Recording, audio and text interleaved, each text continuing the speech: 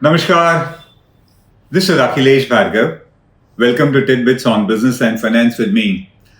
The state of the economy of any country is finally reflected in the health of its banks and financial institutions. This is the sector which ultimately bears the brunt of any economic or financial crisis or calamity in any country. The aggregate impact of any economic crisis, of any financial calamity, is that NPAs and bad loans in the banking and lending system, they shoot up. And when these NPAs shoot up and they do not get resolved very quickly, that leads to the banking system becoming credit averse. It becomes averse to lending. It does not like to conduct its core business of taking money and lending it. When banks don't lend, when their lending starts slowing down, it leads to problems, it leads to collapse of banks and financial institutions.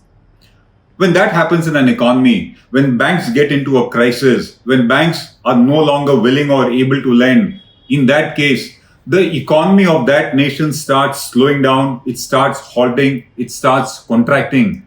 And that is what we are witnessing even in India today. Our banks are in a poor shape. Lenders, bankers are not willing to lend. The credit cycle has slowed down. And when the economy slows down, the credit cycle slows down. And when lending and borrowing doesn't take place, then apart from the borrower collapsing, apart from there being a crisis in the industry, even banks and financial institutions, they start collapsing. This particularly happens when banks and financial institutions have been hiding their reality of bad loans or probably frauds committed by them in their own balance sheets for years together. Thus, when the weak time comes, when credit cycle slows down, when the economy slows down, weak banks and financial institutions, especially the fraudulent ones, are the first ones that start collapsing. That explains the list of bankrupt banks and financial institutions in India that have surfaced so far.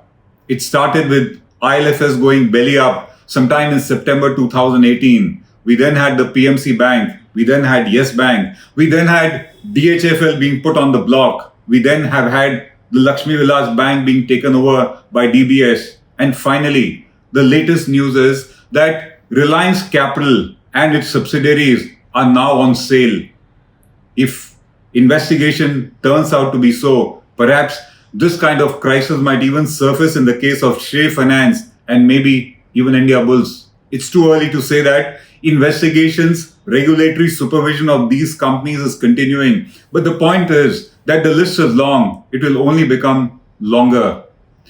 The failure of banks and financial institutions leads to instant collapse, instability in the banking and lending system. The financial system of the country starts doddering, and that is what governments, regulators need to prevent at any cost: instability in the banking and financial system.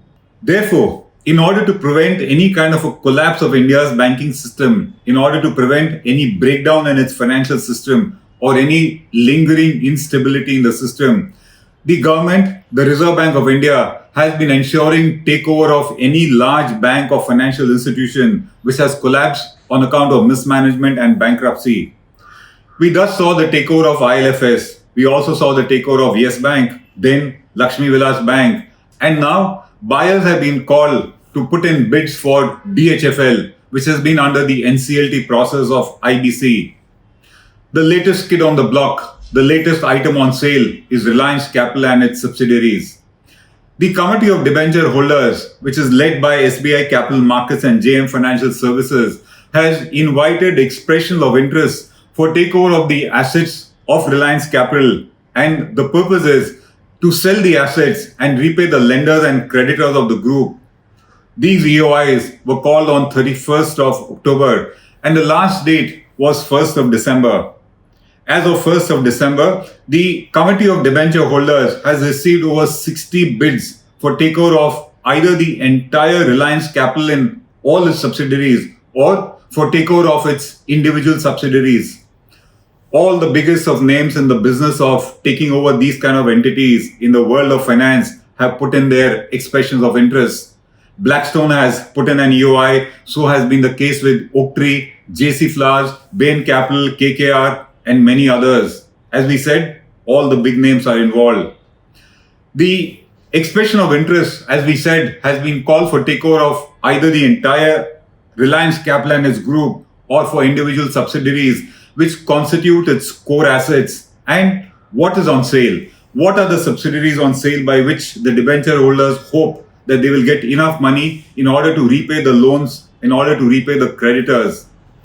100% stake of Reliance Capital in Reliance General Insurance is for sale. 51% stake of the company in Reliance Nippon Life Insurance is for sale. 100% stake of the company in Reliance Securities, which is engaged in the business of securities trading, broking and distribution, is also on the block. So is the case with 100% stake of the company in Reliance Financial Services, which is an NBFC engaged in the business of lending. 49% stake of the company in Reliance Asset Reconstruction Company is for sale, and so is the case with its 100% stake in Reliance Health Insurance. The company also owns a 20% stake in the Indian Commodity Exchange, which has also been put on the block. And so is the case with many of its PE investments, which include an investment, for example, in Paytm e-commerce. This is the range of assets which have been put on the block.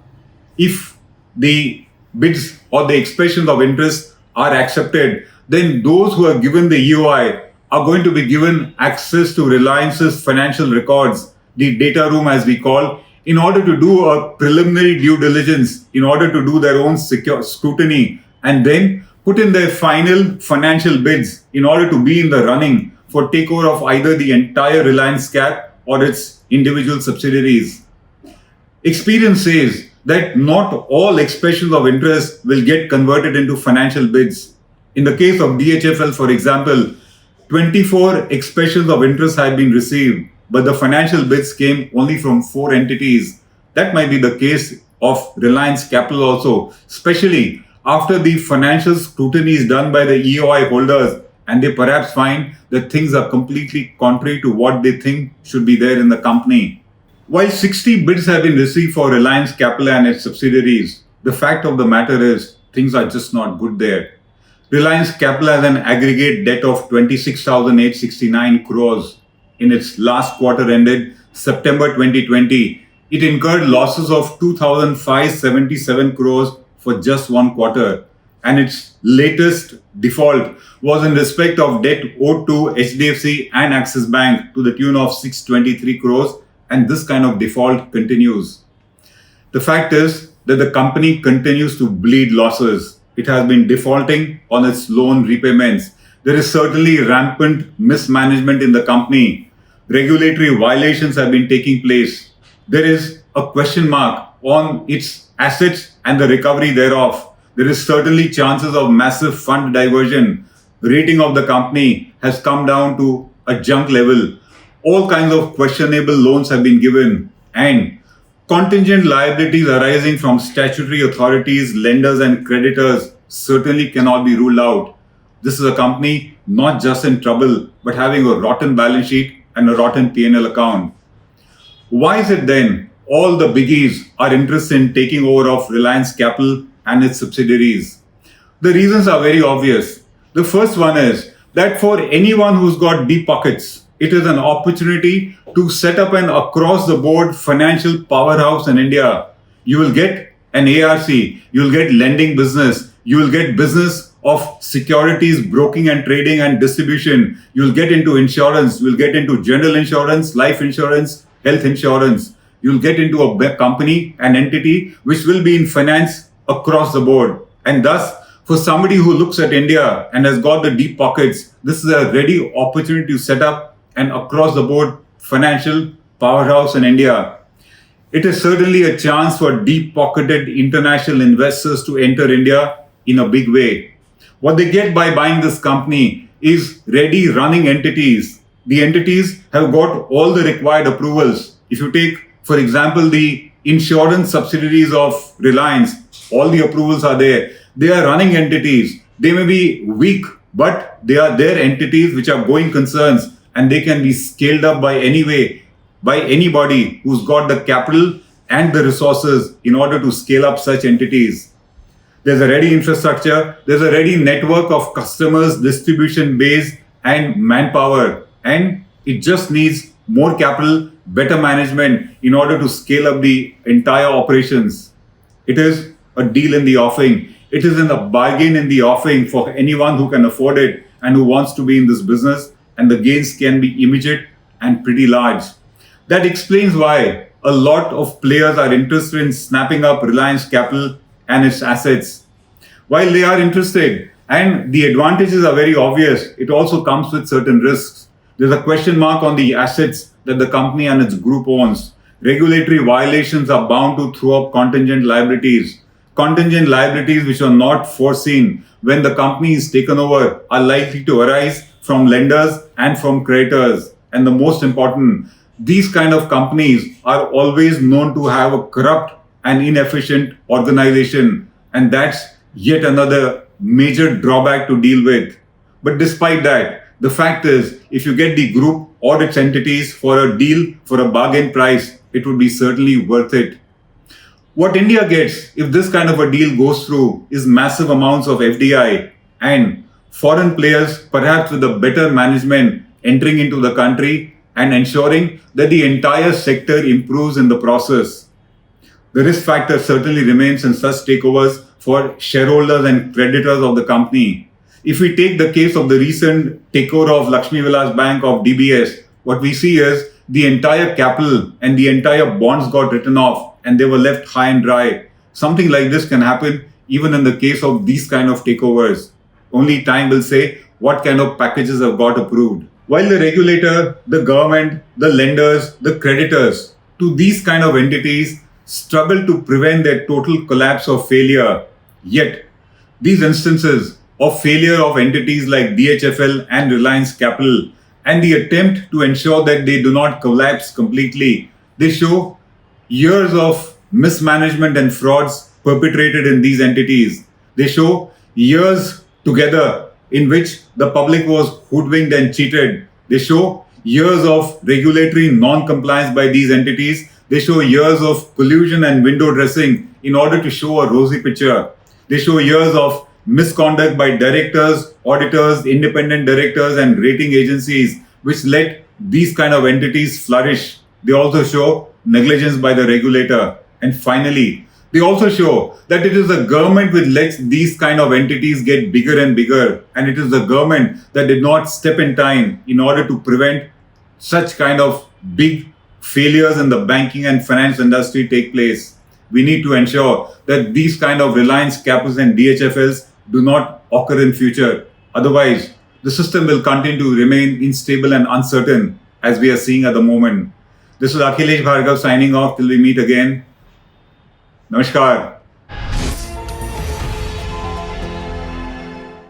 Now be the first to know about the latest updates on our new news app.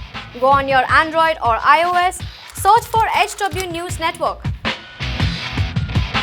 Download our app, choose the language you prefer to get updates in, and be up to date with the latest news. If you like this video, please share it, and we would love to hear your comments in the comments section down here. Also, please do like our Facebook page and follow us on Twitter to get minute-to-minute news updates. For more such shows and videos, well, subscribe to our YouTube channel.